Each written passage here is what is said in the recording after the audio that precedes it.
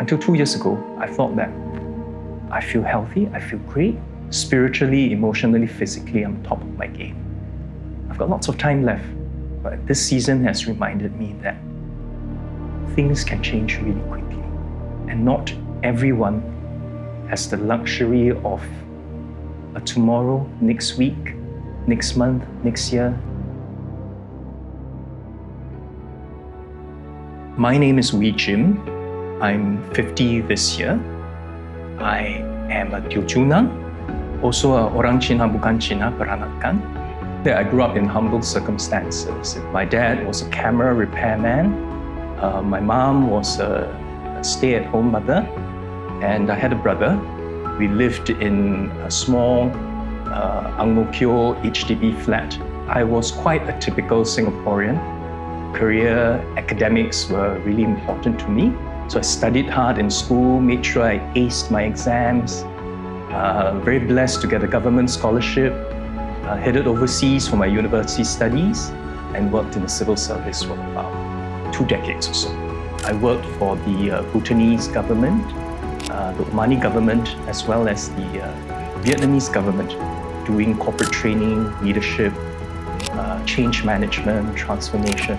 At the peak of my life, I was traveling extensively for my work, feeling on top of the world literally, which gave me a lot of energy to also serve in church in various capacities.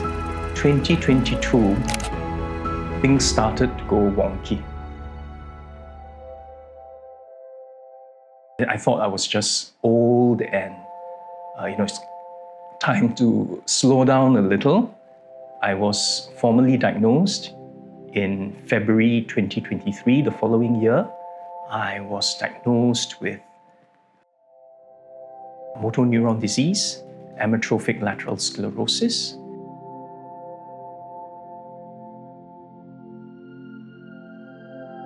To date, I'm struggling to even lift a cup, button a shirt.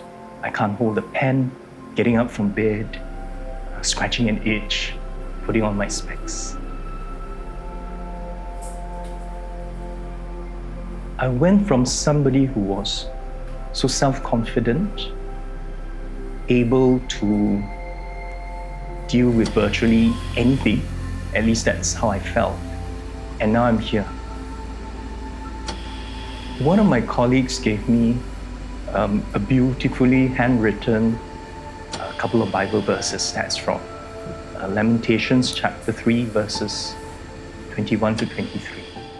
The steadfast love of God never ceases. His mercies never come to an end. They are new every morning. I struggle every morning, but yet every single morning, I'm blessed to have a caregiver who pays attention to my needs. She goes like, "Hello boss, good morning, how are you?" And then I start to think to myself, is this not Lamentations chapter 3? Then I think about Hebrews chapter 11, verse 1. Faith is the confidence in what we hope for and the assurance of what we cannot see. If God wasn't in the picture, my life would just end with this earthly journey, right? It's a full stop. But with God in the picture, it feels like I'm part of something much larger, far larger than myself. I have a membership to a heavenly kingdom. And there is the hope of being reunited with my late wife, who passed away more than a decade ago, and many other believers who have gone ahead of me. So in this season of many, many losses, I think there are many, many gains as well. Gains in terms of relationships. Relationships with friends whom I've not seen or met or spoken to for more than 2 decades, but have generously reached out. Friends who sent me useful YouTube videos, verses, invited me to share with the congregation. They come in the form of former bosses who, instead of asking me to do work, offered, is there anything I can do for you?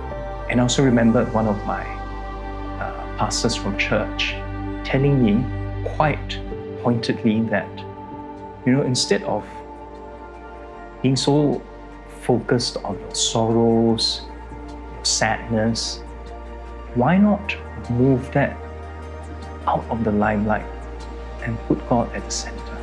If you think about the currency of life, right? Is it about accolades? Is it about how big your bank account is? Or is it really about relationships with fellow believers, relationship with pre-believers, non-believers? It has been a humbling journey of reframing, rethinking, and reprioritizing. And in the overall scheme of things, it is but a fleeting moment. So if anyone is thinking about, should I do this, should I do that? Perhaps one could do with less thinking and more action. I love this Hokkien phrase, right? Mai tu liao. You're wondering is this God for real? Is this a faith that I can come into? Perhaps mai tu liao.